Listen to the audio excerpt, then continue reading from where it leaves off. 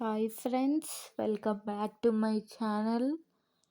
శ్రీవల్లి ద్వారా రాయబారం చేయాలనుకున్న భద్రావతి. ఇంకా కథలోకి వెళ్ళిపోతే, శ్రీవల్లి పానీపూరి బండి దగ్గర పానీపూరి తింటూ ఉంటుంది. అటుగా వెళ్తున్న శ్రీవల్లి వాళ్ళ అమ్మ నాన్న శ్రీవల్లిని చూసి, ఇదిగో అమ్ముడు వెతకబోయిన తీగగా కాలికి తగిలినట్టు శ్రీవల్లి ఇక్కడే ఉంది చూడు అని.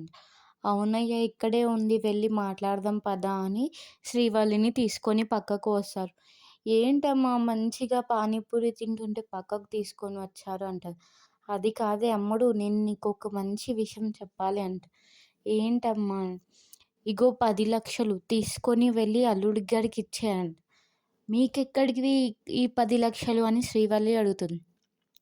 భద్రావతి ఇచ్చిందే అని భాగ్యం చెప్తుంది. భద్రావతి మీకెందుకు ఇచ్చిందంటే, మీకెందుకు ఇచ్చింది ఏదో మతలబు ఉండే ఉంటుంది, ఏంటిది సరిగ్గా చెప్పండి అని శ్రీవల్లి అడుగుతుంది. అది కాదే అమ్ముడు, భద్రావతి వాళ్ళ మేనల్లుడికి మరియు మీ మరదలు అమూల్యకి నువ్వు రాయబారం చేసి వాళ్ళిద్దరికీ పెళ్లి చేయాలి అని అంటుంది. అమ్మో, నేను ఆ పని చేసి ఇంకంతేనా సంగతి. ఈ విషయం గనక మా మావయ్య గారికి తెలిసిందనుకో, నన్ను ఇంట్లో నుంచి వెళ్ళగొట్టడం ఖాయం అని అనుకుంటూ ఉంటుంది.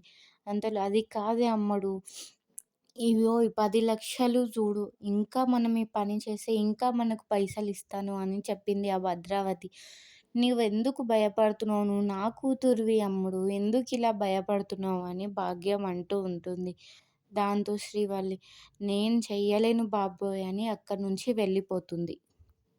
వెళ్ళు అమ్మడు వెళ్ళు, నిన్ను ఎలా దారిలోకి తీసుకురావాలో నాకు బాగా తెలుసు అని శ్రీవల్లి వాళ్ళ అమ్మ అనుకుంటూ ఉంటుంది.